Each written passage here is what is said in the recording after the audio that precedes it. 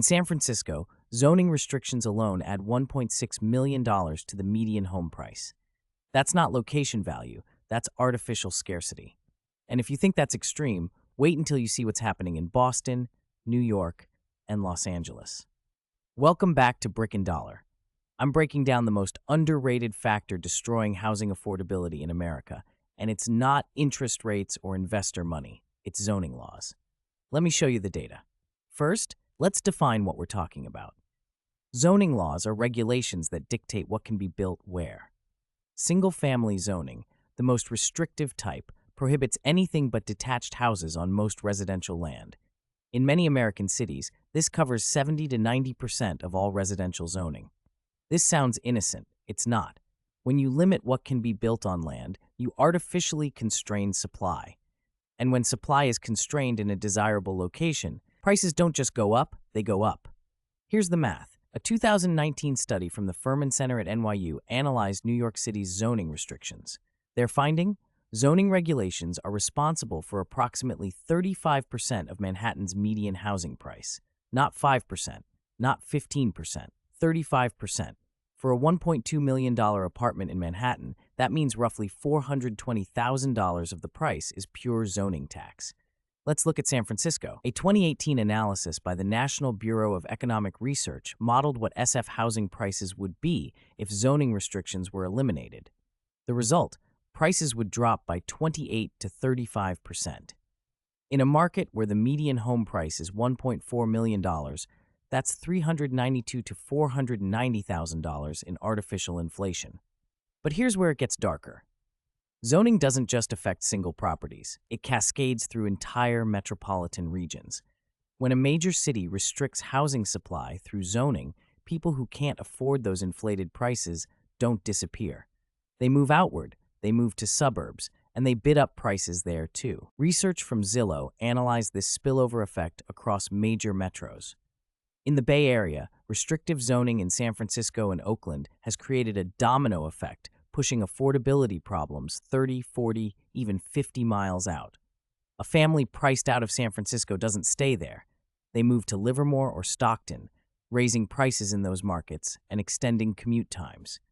The result? The entire region becomes less affordable, not just the city center. Boston is another case study. Massachusetts allows cities to impose zoning restrictions independently. Boston itself has severe restrictions. But here's what's interesting. Surrounding suburbs like Brookline and Cambridge, which also restrict development, have seen prices rise in lockstep with Boston. Meanwhile, suburbs that loosened zoning restrictions saw more moderate price growth. The data is clear.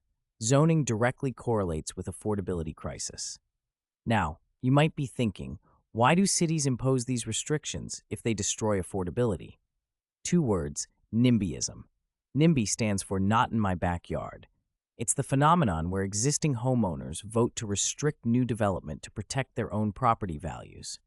And it works. When you own a $1.2 million home and zoning restrictions prevent new supply, your home becomes more valuable. You're protected. The people who lose?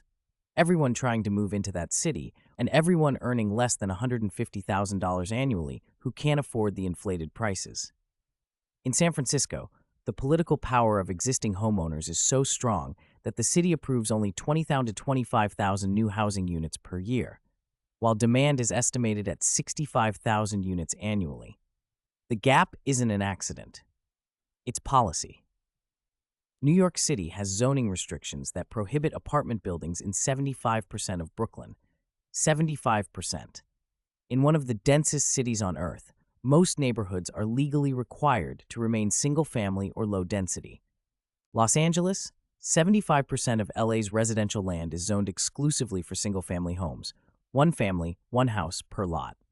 In a region with 13 million people and a chronic housing shortage, this is policy. It's intentional, and it's working exactly as designed to protect existing homeowners at the expense of renters and young buyers. Let's quantify the national impact. A 2019 paper from the University of Pennsylvania estimated that zoning restrictions reduced the total housing stock by 7 million units nationally. 7 million.